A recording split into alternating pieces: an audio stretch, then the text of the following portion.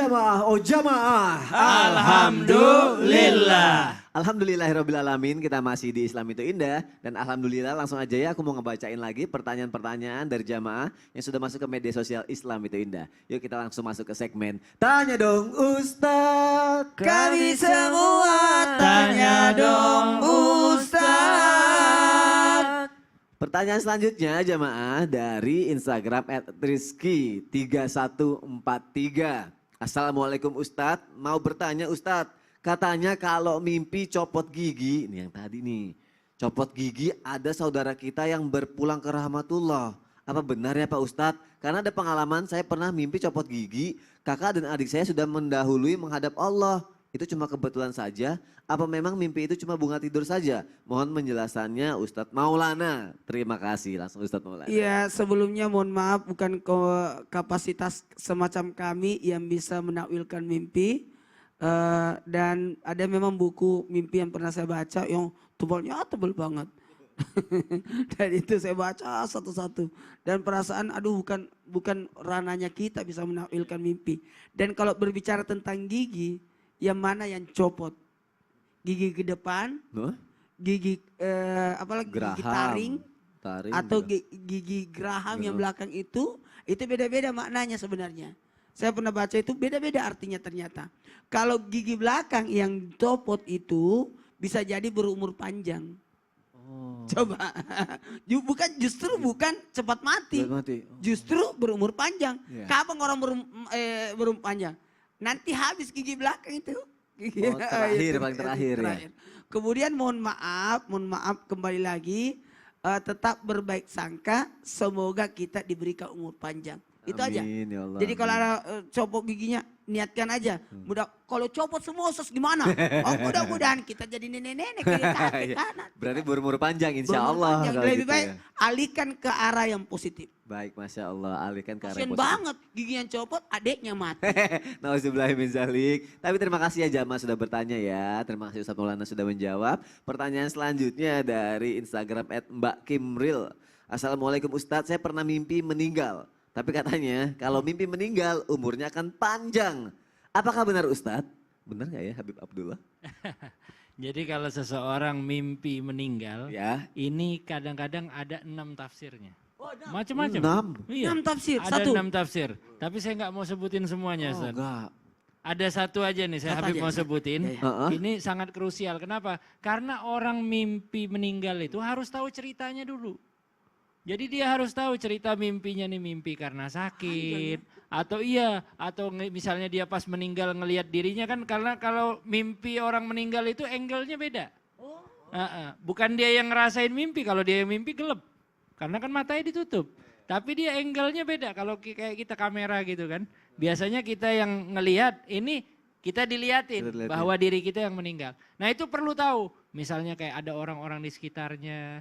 Nah, ada salah satunya tadi yang saya janjikan sama Ustadz Maulana. Ya. Kalau orang mimpi meninggal, misalnya mimpi meninggalnya dalam keadaan nggak pakai baju.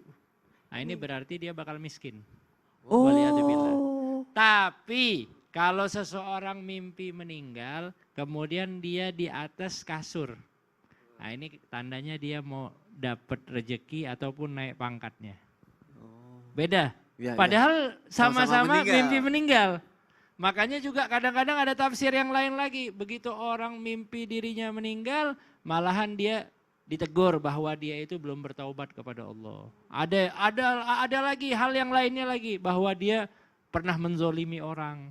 Macam-macam. Nah makanya perlu tahu cerita lengkapnya.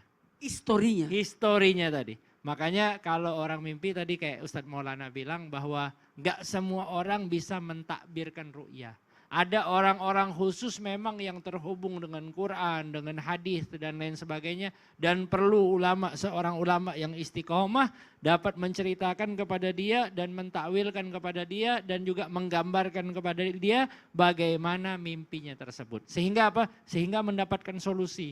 Kadang-kadang seorang ulama ini jangan marah ya. Para jamaah ini jangan marah. Kadang-kadang kita bertanya tapi ulamanya diem. Nah kadang ngambek akhirnya, oh saya udah nanya sama Ustadz Fulan tiba-tiba nggak jawab gitu. Padahal diamnya dia itu adalah hikmah. Kenapa? Kalau dia sebutkan, waliyadzubillah jadi doa kejelekan misalnya.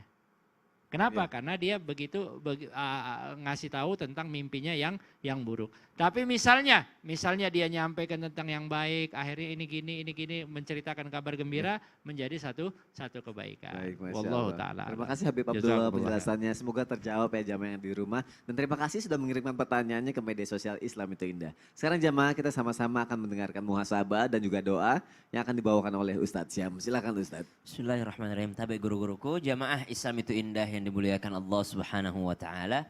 Hari ini kita sama-sama belajar bahwasanya wa ma khalaqatul jinna wal insa illa liya'budun. Wa fi ayatin akhar fa idza faraghta fansab.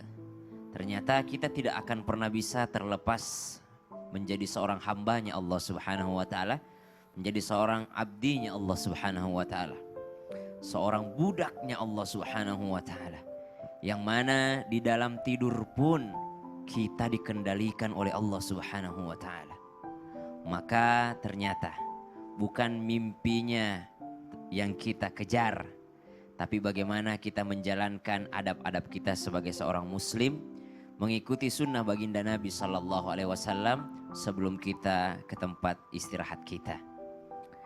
Mungkin seseorang bermimpi orang tuanya yang sudah meninggal, melihat ibunya di dalam mimpinya, bisa saja itu kabar yang benar dari mereka. Mungkin ibu kita yang sudah almarhumah, mereka menginginkan doa dari anaknya. Mungkin ayahanda yang sudah almarhum merindukan doa-doa bacaan daripada anaknya.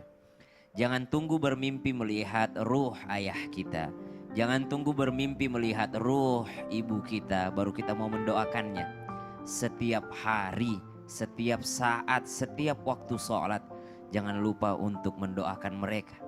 Karena ternyata salah satu bentuk kedurhakaan adalah ketika seorang anak lupa untuk mendoakan kedua orang tuanya. Disebutkan dalam Al-Quran, Rabbirhamhuma kama rabbayani shaghira. Ya Allah, sayangi kedua orang tuaku sebagaimana mereka menyayangiku di waktu kecilku. Bahkan ketika mereka sudah meninggal dunia pun kita masih tetap mempunyai kewajiban menjadi seorang anak yang berbakti kepada kedua orang tua kita. Bismillahirrahmanirrahim. Alhamdulillahi Rabbil Alamin. Allahumma salli ala Sayyidina Muhammadin Nabiyil Ummi wa ala alihi wa sahbihi wa sallim. Allahumma taqabbal minna salatana wa siyamana wa qiyamana wa ruku'ana wa sujudana wa qira'atana minal Qur'anil azim. Rabbana atina fid dunya hasanah. Ya Allah, berikan kami kebaikan dunia, berikan kami kesempatan bermimpi bertemu dengan kekasih-Mu baginda Nabi sallallahu alaihi wasallam. Wa fil akhirati hasanatan wa qina adzaban nar. Wa sallallahu ala sayyidina Muhammadin walhamdulillahi rabbil alamin. Amin ya rabbal alamin. Masya Allah, terima kasih kepada guru-guruku yang tercinta. Terima kasih jamaah sudah menyaksikan Islam itu Indah. Insya Allah besok kita ketemu lagi ya. Wassalamualaikum warahmatullahi wabarakatuh. Waalaikumsalam warahmatullahi wabarakatuh. Allahumma salli ala sayyidina